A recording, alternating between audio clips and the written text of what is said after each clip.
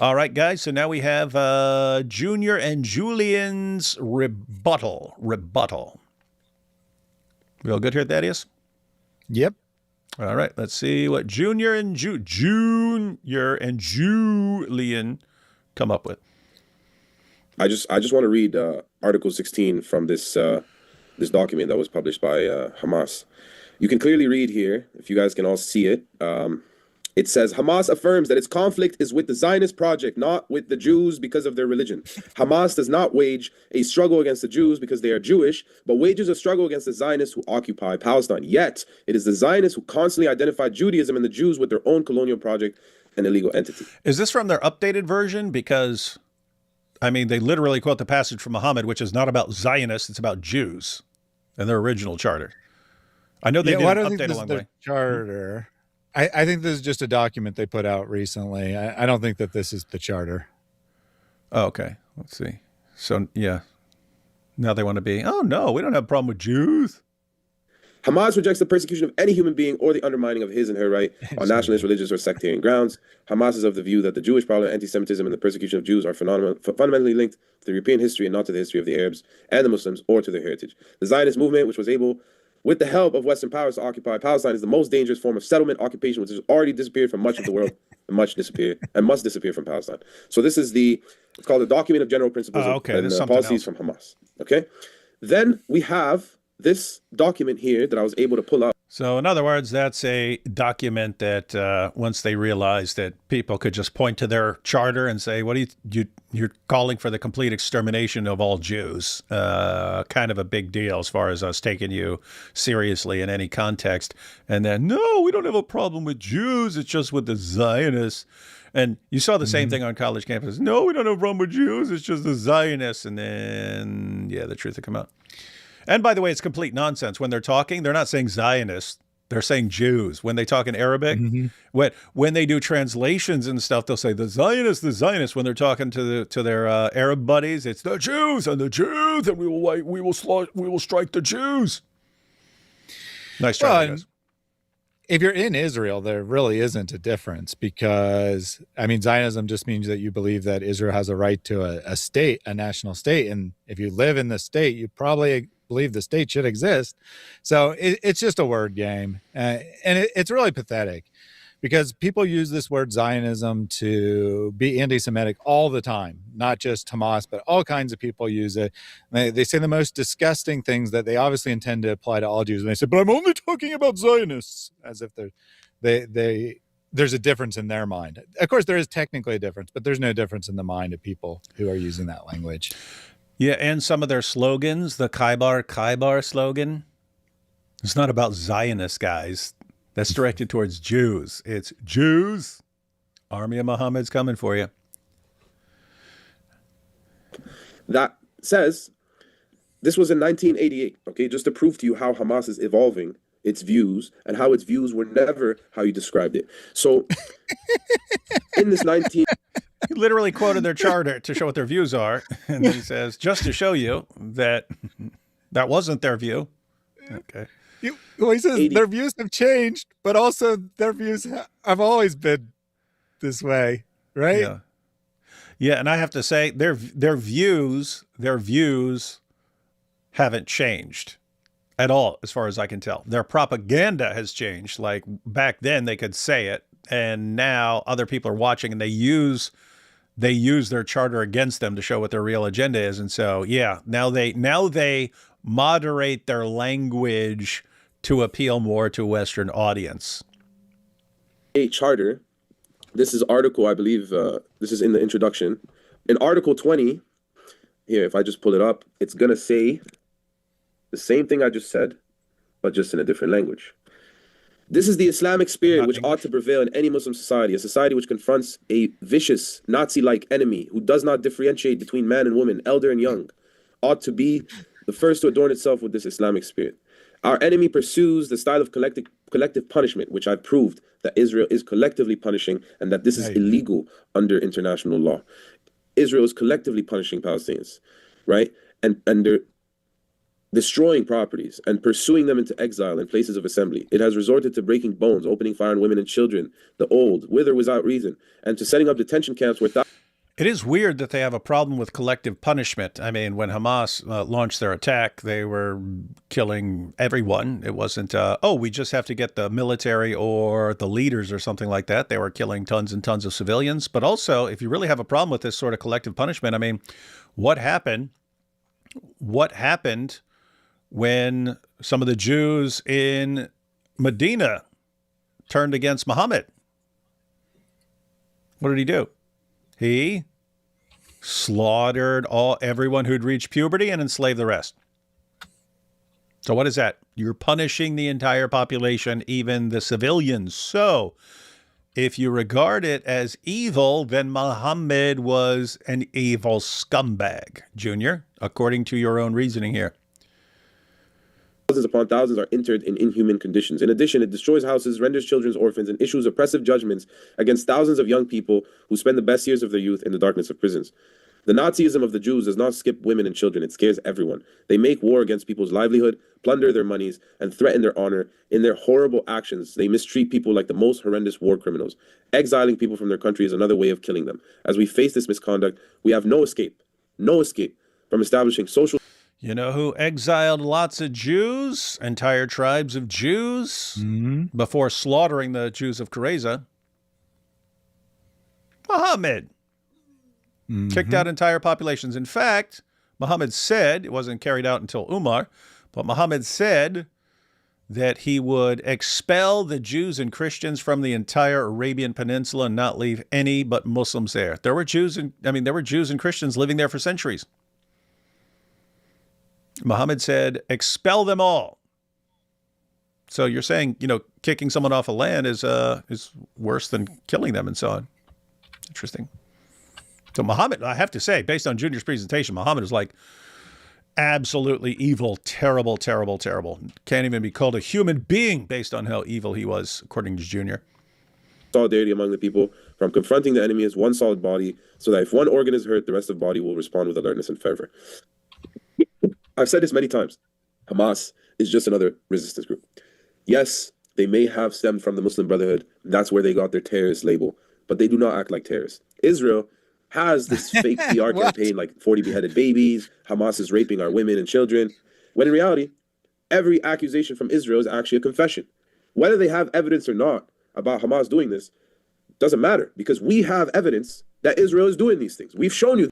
Wait, what? Whether there's evidence that they did these things doesn't matter? I think it matters. Yeah.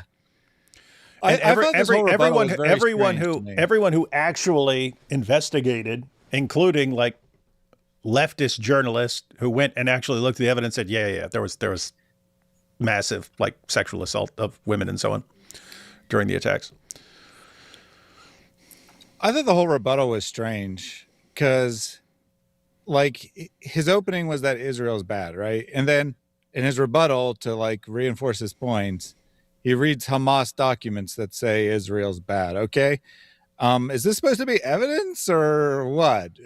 I really didn't understand the point. I mean, I'm just being honest here. I didn't understand the point of what he was doing, but if he made it clear what he's trying to do, I mean, maybe he's trying to say that you see their documents just say that they're attacking bad people, not just indiscriminately. I don't know. It says it right there. Yeah.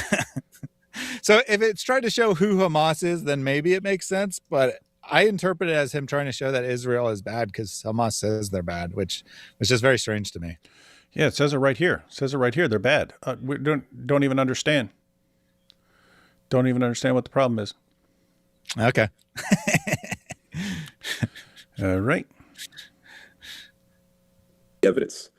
So you're going to say that Hamas is worse than Israel? Impossible. Because Israel is the one who created this conflict. Yes, the PLO is secular and internationally recognized. Palestinians tried that path for decades, bro. They negotiated, signed accords, did ceasefires. They recognized Israel's existence. And then what? And then what? What did they receive in return? More settlements, more walls, more checkpoints, more land taken, zero statehood. So when peaceful efforts fail, other movements rise. You can't reject diplomacy and then complain when people turn to armed resistance.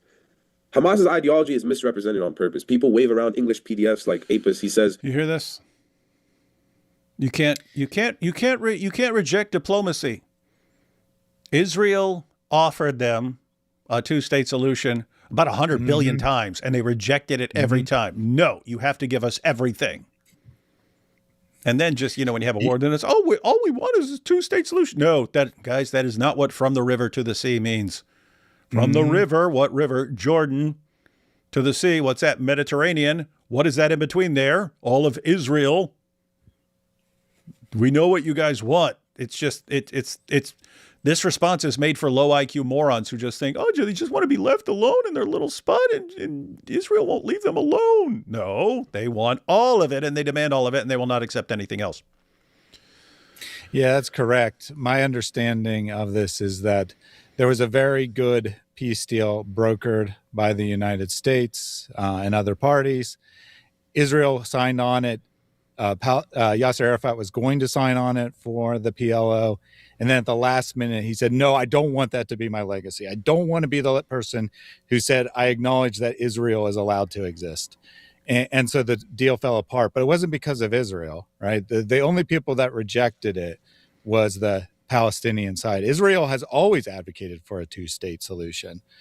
The problem is that they're not going to give up Jerusalem, right? They're not going to give up any control of Jerusalem whatsoever in any theoretical deal. And that's a deal breaker for, Muslims who think that Israel is a holy city in Islam. So it's impossible for there to be a sustained two-state solution, I think, unfortunately. Yeah, I would love to see some sort of two-state solution in the future, but you need a significantly transformed population that isn't obsessed with annihilating Jews. That's the sort of population you need. You don't have that yet, and therefore it's not going to work. It's not going to work until the population changes. So guess what? Israel would love a two-state solution like that too. That's why they've offered it repeatedly, rejected every time. Hamas existed in this English document. Hamas doesn't speak English. Hamas speaks Arabic. And Hamas in Arabic means Islamic Resistance Movement. In Hebrew, it's completely different. The word in Hebrew was used recently during the October 7th conflict. Like, the Hebrew word looks similar, but it means something else entirely. Arabic Hamas is not the same as Hebrew Hamas. If Palestinians aren't indigenous, who exactly survived there for thousands of years? The funniest myth in this whole debate is that the idea that the people of ancient Palestine magically disappeared and these modern Palestinians, these Arabs from Jordan and whatever, just teleported in. Okay, he's an idiot. Like, really, really bad idiot. No one was called Hamas until after October 7th, 2 years ago. This word was used recently.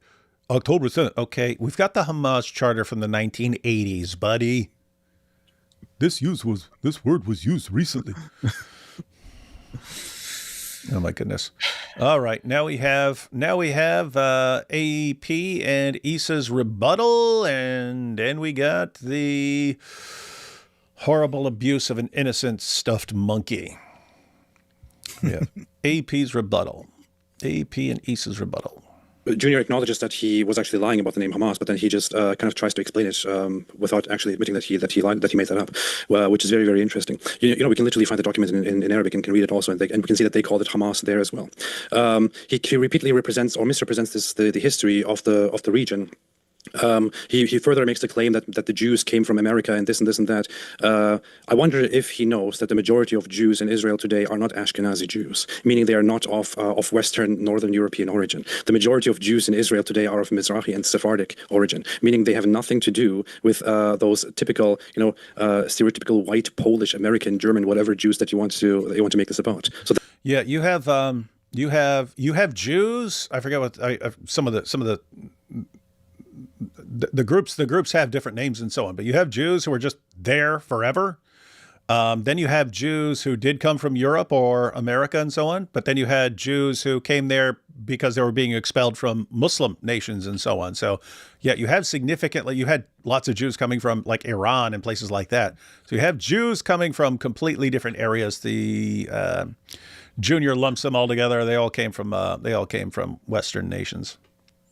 is a lie and complete nonsense. And if he knew anything about this, he would already know this. Now, he said that because Hamas mentions at some point that their struggle is not with Jews, he says this therefore means that they are not against Jews. He also says that they're just called terrorists, but they're actually not called terrorists. All right, let's listen to Hamas themselves. Let me know if you hear this. Okay, I'm sure you can understand the Arabic here. Let's see. أبناء شعبنا جاهزين للتفجير. عملنا مصنع جديد إن شاء الله تعالى في حالة دخول السلك جاهزين أخواتنا كله أف جاهزات كلهن يحملنا أحزمة متفجرة في سبيل الله بنفتح ثغرتين في كل مخيم واصلين نضربك لما نصلكم ستقتلون والله ستقتلون بإذن الله سبحانه عملنا شغلنا مصانع جديدة للأحزمة شغالة كل واحد بده حنصف على الدور حزام يلا. Guys, talking about, for anyone who's just kind of listening to this is, they're talking about, the Hamas spokesman is talking about distributing suicide vests to anyone who wants one, and they're going to use them and they're going to wipe these guys out. وانتهى للضفة الغربية إلى متى تسكتون بدنا سكاكين تطلع 5 شيكل ركبة اليهودي حقها قديش عندنا 5.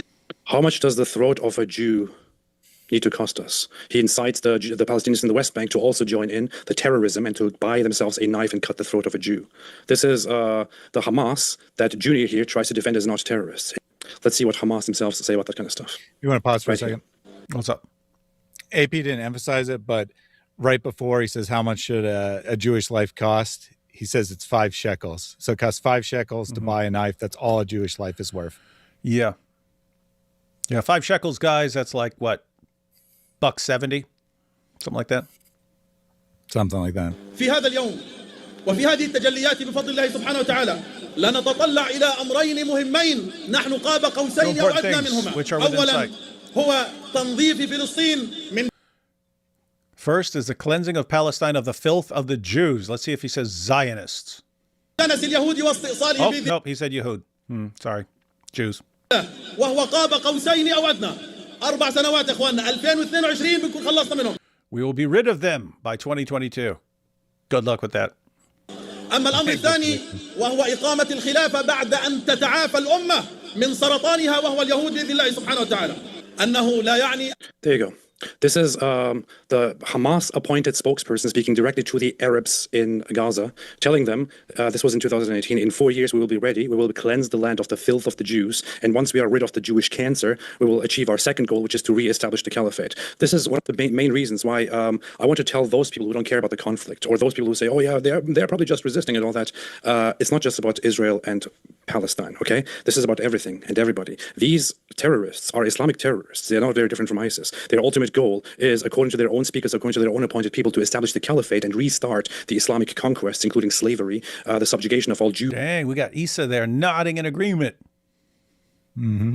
And Christians, by the way, not just Jews, and all that. So everybody should help with all full force to oppose this. And I'm not going to say that it was a completely fake election. I am going to actually credit them for the election because, unfortunately, the Gazans are not innocent people. Most of them vote for terrorism. Most of them are for the Islamic terrorism. The West Bank is even worse. They are much more for Hamas and for Islamic terrorism. There is a sick Palestinianist problem here. And this problem was not started by Israel. The Israeli Zionist Jews came into the region to live together, according to all accounts, according to their own greatest thinkers, according to Theodor Herzl, who was the founder of the modern Zionist movement. His aim was to coexist and to live beautifully with the local Arabs and the Muslims. The Arabs did not want it. They had Hitler-like leaders who wanted the Jews dead. In 1948, the Jews said we can live together in this land. The so-called Palestinians, the Arabs, did not accept it. Since then, they have been fighting and killing and fighting and killing and fighting and killing. And Israel has been left with nothing except to try and build a fence and build walls to defend themselves against this wave of terror. Since 2005, Israel has been out of Gaza and gave them a chance to self-govern. What did they do with it? They elected Hamas, and Hamas immediately made the promise to take everything back, every compromise, to never recognize Israel, and to continue until the Jews are eradicated and all the land belongs to them. Of course, Israel will not make peace with them. Nope, And that's actually the he just said, of irony. course, Israel will not make peace. You see, he just admitted it. This is the proof. The irony of the whole thing is after the peace talks broke down, Israel has basically unilaterally pursued the two-state solution. That's why the walls and such exist, right? The fences, I should say, exist and such, because Israel has started to treat it like an independent country. And that's what, and then you got the Muslims are like, oh, they're putting us in prison by giving us our own territory and allowing us to self-govern. And then we elect people who want to get us killed by attacking them. So very good point by AP there at the end, I think. Yeah, have you noticed, Thaddeus? It manifests completely differently, but there is always, always, always this like complete lack of a concept of consequences for your own actions. It never exists, right? I mean, I'm talking about that because we have like Malik, and everything he's doing is causing all this stuff, and he blames you for all the stuff that he's causing. And then you got Hamas here, and they do all this stuff. And if they didn't do that stuff, you wouldn't have the problem. They do this stuff, and then it leads to this, and then they get mad about the consequences. They want a world where they can do whatever they want, and there are zero consequences for their horrible, horrible, horrible choices. And everyone's trying to send them the same message. You don't get that. You don't get that world. That world doesn't exist. You don't live in a world where you can do whatever you want to everyone else, and they just sit there and take it and don't make you stop. And that's the real battle between Islam and the rest of the world. That is the fundamental battle. We get to do whatever we want. That's their view. We get to do whatever we want, and your job is to just take it because we're superior. And us saying, no, you don't get that world. And we're never going to accept that world.